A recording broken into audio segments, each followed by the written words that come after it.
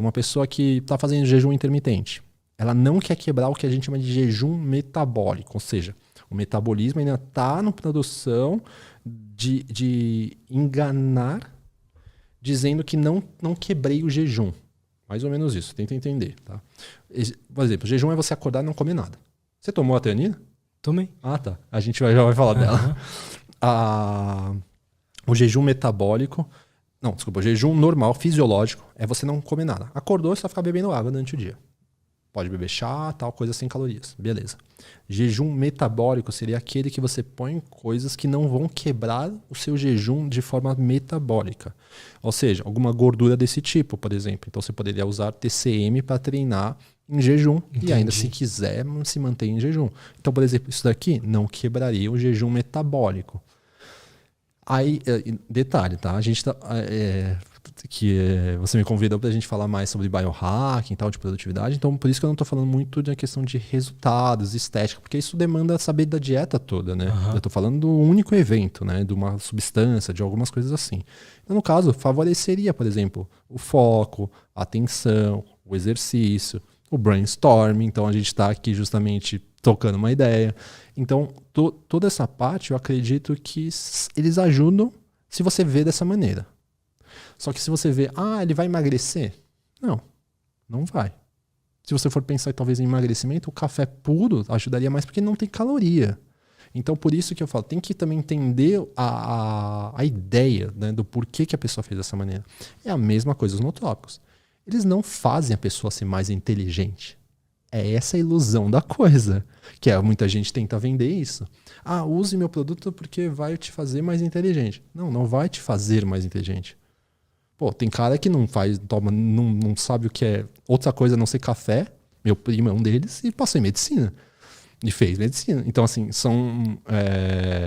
a questão é que a gente está falando do quê? Do biohack. A saber utilizar substâncias que podem te potencializar a fazer a melhora no que você tem dificuldade. Lembra que eu te perguntei? Qual que é a sua dificuldade? Por isso que vamos falar um pouquinho aqui, né? Eu trouxe algumas coisas para o Lutz experimentar, porque ele estava se sentindo mais cansado. Então eu falei, acho que o brainstorm vai ser legal. Esses daqui eu vou falar um pouquinho mais, né? O azul de metileno, até postei ontem. A rhodiola rosa. E esses daqui já são considerados nootrópicos. E então a ideia é essa. A ideia é a gente... Às vezes, por exemplo, algo que para mim é normal, depois do almoço me sentir um pouco mais baqueado. Esse tipo de nootrópico seria justamente para ajustar isso. Para melhorar essa partezinha do meu dia que não tá legal. Exatamente. Ele não vai substituir a cagada, entende? Mas ele vai te ajudar, às vezes, a como você tá naquele dia. E aí você por si só, tentar modular a partir do que você se conhece. Esse é o X da questão. Qual é o melhor nootópico para TDAH? Depende o que essa pessoa com TDAH sente. Eu pego ela tá totalmente disfuncional. Cara... O melhor nootrópico é exercício físico e sono. Exato. E água. Cara, é isso. Exato. Você pegou a ideia da coisa. Não adianta eu forçar com substância para dentro de uma célula, para dentro de um neurônio, sendo que, tá tudo inflamado. O sistema tá desequilibrado. E aí eu já vou entrar nesse assunto que é um dos queridos, porque pouca gente fala e hoje começou a se falar mais. Você sabe já da complexidade que a gente tem no nosso intestino, da microbiota, né? Para quem não sabe, né, a gente tem trilhões de bactérias, de micro-organismos, na verdade, né? Entre bactérias, vírus, fungos. Só que a gente tem maior população de bactérias, boas e ruins. Essas bactérias também conversam com o nosso cérebro. A gente tem o que a gente chama de nervo vago. É o que a gente mais sabe atualmente. E eu gosto de brincar que a gente acha que é ser humano, mas na verdade nós somos um ser simbiótico. A gente é igual o Venom lá, né, do desenho, então nós somos uma simbiose, né, entre bactérias, micro-organismos em si, né, e humano. Tem até um livro que chama, acho que 10% Sapiens, se não me engano, é só uma parte, nós somos humanos mesmo, né, boa parte do nosso DNA também são delas. E aí, sabendo disso, o que a gente tem hoje, já estamos cada vez mais sabendo que existem bactérias que conversam justamente e liberam neurotransmissores ou estímulos para neurotransmissores. E aí a gente tem uma classificação nova que não é mais probióticos e se chamam psicobióticos. Drogas não, substâncias, bactérias que agem como funções psiquiátricas, funções psicológicas, enfim, psiquiátricas.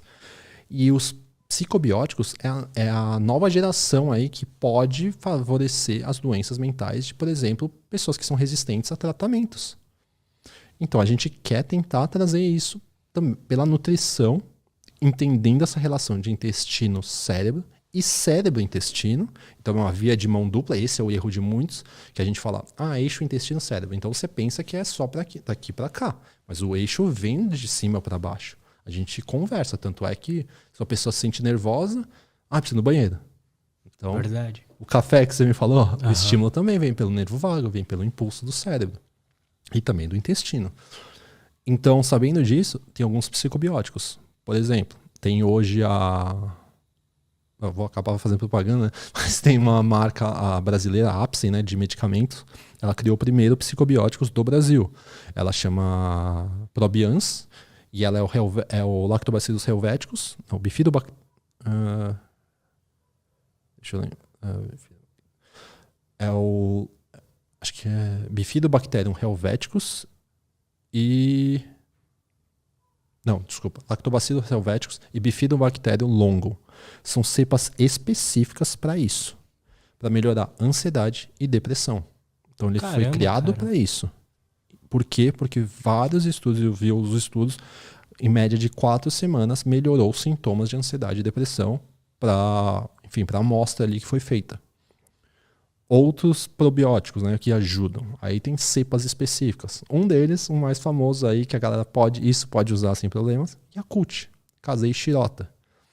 Você sabe esse nome? Já ouvi falar, não sei de onde, mas já ouvi. O Yakult tem o Lactobacillus Casei Shirota. Ficava passando a propaganda. Exato. Quando eu era criança. O Casei Shirota conseguiram fazer estudos e mostraram que tem benefícios para ansiedade, depressão e insônia. Então, pode se usar. Ele tem 40 bilhões de probióticos ali dentro. Então é uma quantidade bem grande.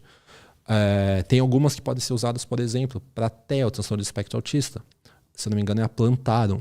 É que eu tenho que lembrar a família antes, né? Porque eu acho que é Lactobacillus, mas eu preciso dar uma olhada de novo. É que é muito nome para lembrar. Tem a Reuteri, que, por exemplo, melhora a sinalização de GABA. Lembra que eu te falei do GABA? Gostou desse corte? Espero que sim. Se você quer receber mais conteúdo sobre desenvolvimento pessoal, saúde mental e autoconhecimento, não esquece de se inscrever aqui no canal, beleza? Valeu, até a próxima e tchau!